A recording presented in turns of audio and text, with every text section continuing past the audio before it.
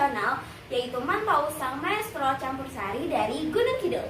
Nah, sebelum lebih lanjut, kan ada peribahasa tak kenal maka tak Sayang. Perkenalkan, nama saya Rika Cinta Ramadhani. Nama saya Nabila Nurjana. Nama saya Rona Farizaudri. Nama saya Vanessa Safira Gatajaya.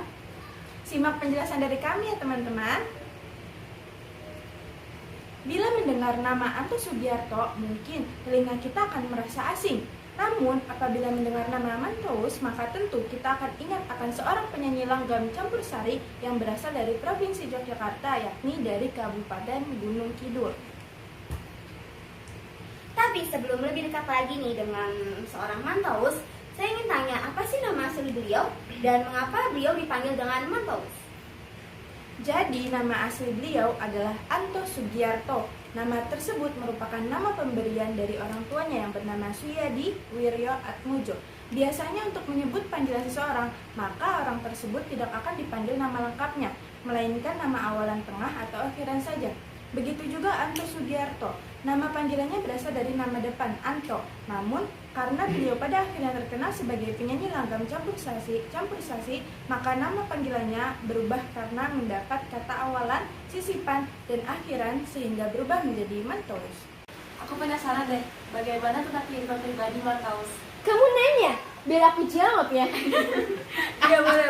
Mantaus menikah dan dikaruniai 4 orang anak. Beliau bermukim di Kecamatan Pelayan Gunung Kidul, lebih tepatnya di CS Gika Studio 21 Pelayan Gunung Kidul, Yogyakarta.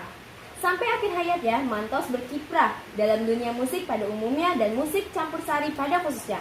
Meskipun tidak memiliki latar belakang pendidikan seni musik, namun berkat bakat yang dimiliki serta kerja keras yang dia lalui, Mantaus berhasil menjadi terkenal dan menghasilkan puluhan bahkan ratusan tentang campur sari yang sampai sekarang masih kita nikmati loh.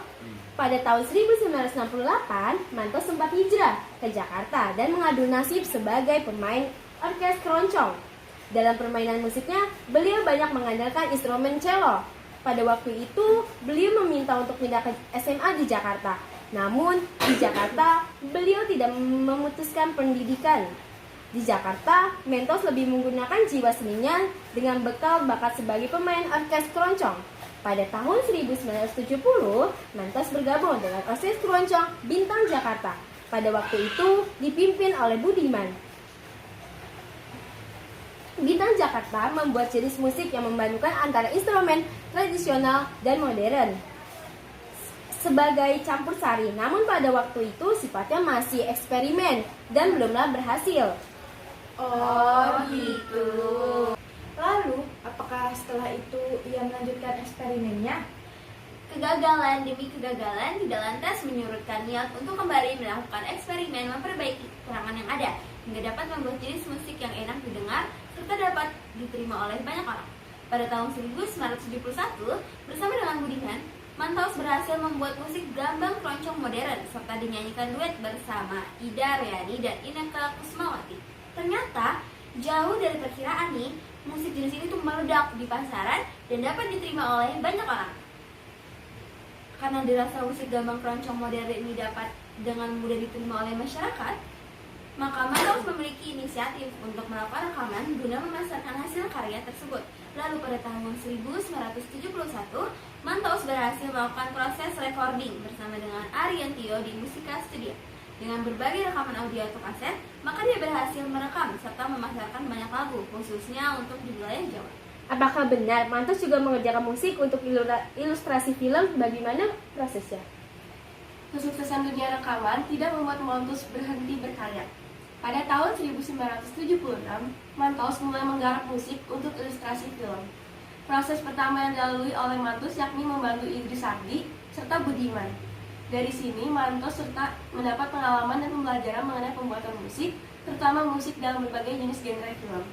Dengan pengalaman tersebut, Mantaus dipercaya oleh beberapa sutradara untuk membuat musik ilustrasi beberapa film.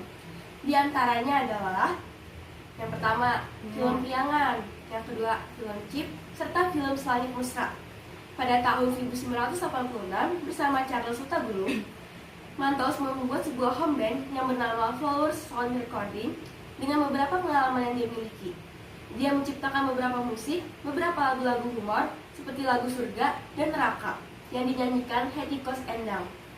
Lagu ini bahkan mendapatkan Golden Record sebagai lagu dengan penjualan tertinggi. Setelah berhasil membuat lagu bernuansa humor, pada tahun 1987 bersama Hetty Koes Endang mulai menggariskan lagu pop bernuansa keroncong. Musik pop keroncong ini mendapatkan sambutan hangat dari masyarakat serta tidak mengalami kesulitan dalam melebarkan sayap, serta memasarkannya dalam pasaran dunia pop keroncong. Oh gitu Vanessa. Teman-teman, aku boleh nanya lagi gak? Boleh. Apa yang dilakukan Mantaus dalam bereksperimen dengan memadukan musik tradisional dan modern? Nah, pada tahun 1993, Mantaus pergi ke Amerika bersama dengan tim pesona yang dikoordinatori oleh Nyonya Isti dan Sofia menghibur masyarakat Indonesia di Las Vegas dan Los Angeles. Selama hampir 15 hari lamanya, pada tahun yang sama bersama dengan adik-adiknya, Mantaus membuat musik campur sari dengan format yang baru, yakni dengan mengganti alat musik cello dengan instrumen kendang. Untuk bisa mengisi suara gamelan pada rekaman, maka Mantaus mulai mengelektronikan alat musik keroncong seperti biola, sitar, dan gong. Grup musik campur sari pada waktu itu dibuat dan diberi nama yaitu CSGK atau campur sari Gunung Kidul. Ternyata musik campur sari hasil karya Mantaus berhasil diterima di tengah-tengah masyarakat. Kehadiran musik campur sari diikuti dengan lahirnya banyak grup campur sari di berbagai daerah. Nah, bener banget tuh Cinta. Aku izin nambahin ya. Jadi nih, lagu-lagu ciptaan dari Mantaus itu banyak banget menembus pasaran musik Indonesia dan menjadikannya terkenal. Beberapa di antaranya bahkan mendapatkan penghargaan. Lalu pada tahun 1993, Mantaus kembali meneruskan lagunya yang belum dia selesaikan pada tahun 1991, yakni lagu yang berjudul Getuk Serta Kangen. Pada tahun 1991, lagu tersebut belum digarap secara serius. Barulah pada tahun 1993, lagu tersebut digarap dengan format baru dengan diiringi musik campur sari.